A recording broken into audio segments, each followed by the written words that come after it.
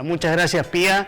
En primer lugar, antes de comenzar con el tabaco, quería solamente felicitarte por el premio que has recibido en Córdoba de la Corca y a través de vos a todo el equipo, porque realmente esto es un equipo en este programa, todos los editores, la musicalización, el director y bueno, todos los que forman parte y aportan su granito de arena.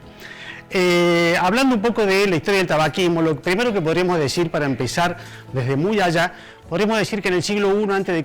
ya se había observado que ya había algunos sembradíos en los Estados Unidos con respecto al tabaco. Si nos venimos más adelante, de aquí de América pasa hacia Europa a través de un tal Cristóbal Colón, que muchos lo conocen, en 1492, cuando vino aquí a estas zonas. Lo que esta persona hizo en realidad fue llevarse el oro y la plata, pero aparte del oro y la plata, se llevó también el tabaco, con lo cual yo creo que esa fue una especie de venganza que los nativos se pudieron tomar como un permitido.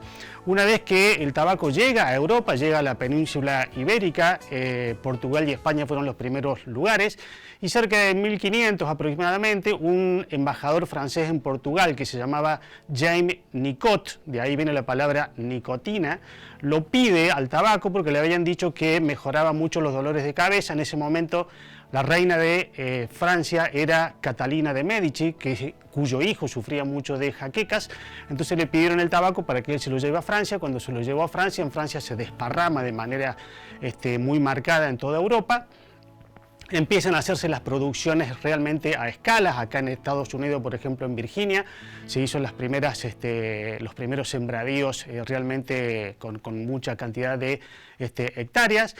Y ya en 1882 se produce la primera fábrica o la primera máquina en realidad para fabricar cigarrillos. Imagínense que la primera máquina empieza a producir 120.000 cigarrillos diarios en una jornada de 10 horas, que era lo mismo que 40 personas para hacer la misma cantidad de cigarrillos.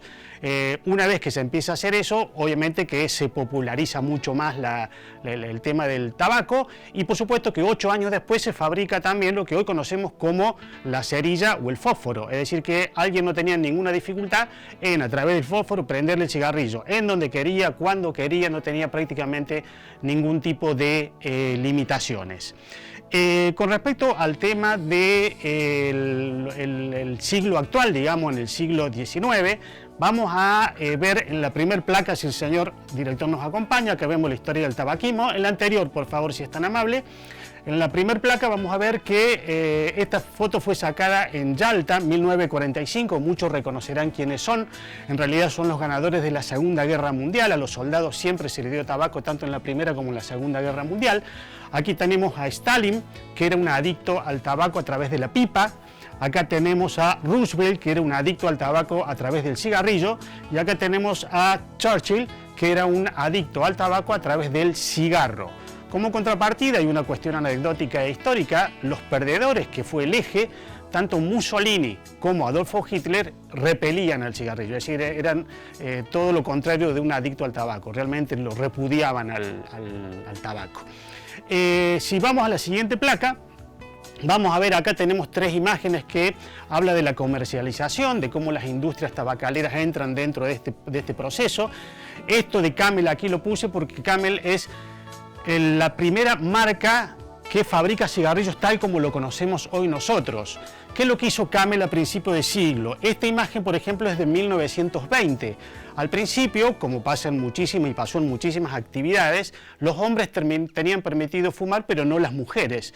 Entonces, las tabacaleras veían que estaban perdiendo realmente un gran cúmulo de clientes, que eran todas las mujeres, o se les permitía fumar en lugares privados, como que no podían consumir mucha cantidad de cigarrillos. Entonces, el presidente de esta marca, que es Camel, contrató a el sobrino de Sigmund Freud, estamos hablando de 1920, para que le haga una publicidad y ver cómo podía hacer para que se vendan más cigarrillos y que las mujeres los pudiesen consumir. Entonces, ¿qué hizo este hombre? Este hombre lo que hizo fue, contrató a las 30 modelos de la época de los Estados Unidos, la llevó por la Quinta Avenida de los Estados Unidos, en Nueva York, las hizo fumar a todas mientras iban caminando, y eso se llamó la Marcha de la Libertad, y al cigarrillo se le llamó la Antorcha de la Libertad. Entonces las mujeres consideraban que a través del fumar eran mucho más libres, con lo cual se imaginarán ustedes que después de esa pasada por esa avenida, la marca de cigarrillo quintuplicó las ventas de manera exuberante porque vendió muchísima más cantidad de cigarrillos.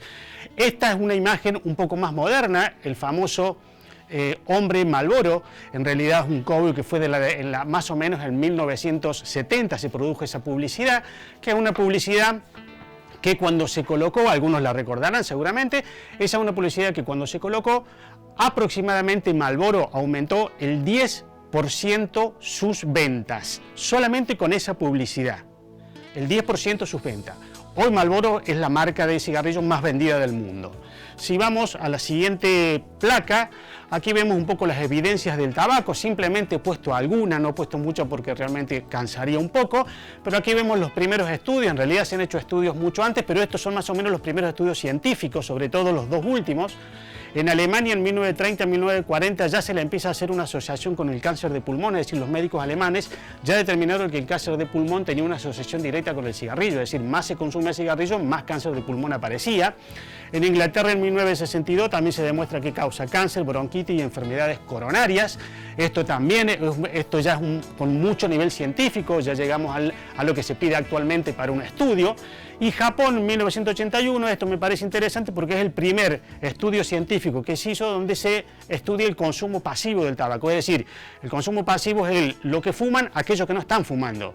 En una sala cerrada, si alguien fuma y otro no, ese otro no que no está fumando en realidad también está aspirando el humo y se está contaminando y tiene 30% más de probabilidades de presentar cáncer de pulmón, bronquitis, EPOC, enfermedades cardiovasculares, etcétera, etcétera. Y si vamos a la última placa,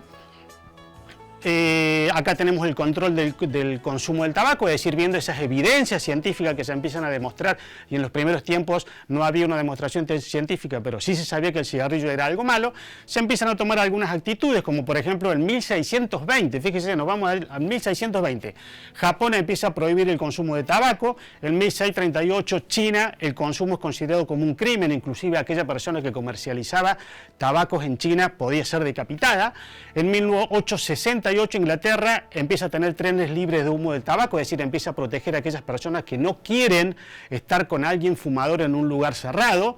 En 1890 en los Estados Unidos se prohíbe la venta de tabaco a menores porque se sabía que hacía muy mal. En 1970 Estados Unidos prohíbe publicación por radio y TV. Esto está más que demostrado que si uno prohíbe las publicaciones el consumo disminuye totalmente. Y en 1987 Estados Unidos prohíbe el consumo en bares y aviones, es decir, en lugares cerrados, que hoy parece algo muy normal, pero estamos hablando inclusive no hace mucho tiempo y esto era lo que sucedía en la historia. Yo con esto he dado una especie de pantallazo, no quiero robarles muchos más minutos, pero darle un pantallazo un poco para ver cómo es la idea o la historia del cigarrillo y sus consecuencias, por supuesto. Bueno, doctor, entonces, bueno, ha sido muy amable, la verdad que pero muy interesante, y también siempre recordarle a la gente que es posible dejar de fumar. Así es muy posible. Siempre pido las personas que intentan dejar de fumar, yo siempre digo que lo han intentado 5 o 6 veces antes, pero la peor derrota es no intentarlo. Siempre hay una forma distinta y un momento distinto para iniciar un tratamiento. Sí, hay formas para dejar de fumar. Y también hacer un cambio de rutina, ¿no? Sí, por supuesto. Los hábitos, acordate que el tabaco tiene dependencia biológica, psicológica y social. Al principio la dependencia psicológica te toca los primeros 15 a 30 días aproximadamente cuando entramos en un síndrome de abstinencia, claro. Pero después el cambio de hábito. Hay personas que están muy acostumbradas de que cuando suben un auto prenden el cigarrillo, sí. Que cuando van al baño prenden el cigarrillo, que cuando salen o toman mate o un café con un amigo prenden un cigarrillo. Esos hábitos hay que cortarlos para romper ese vínculo, esa especie de reflejo condicionado que uno ha creado, pero bueno, lleva un tiempo, pero se puede. Bueno, muchas gracias, doctor. Bueno, así lo despedimos entonces al doctor Juan Carlos Martínez, que ha pasado por la columna médica de Somos Noticias. Nos vamos a la pausa, quédense ahí, ya regresamos.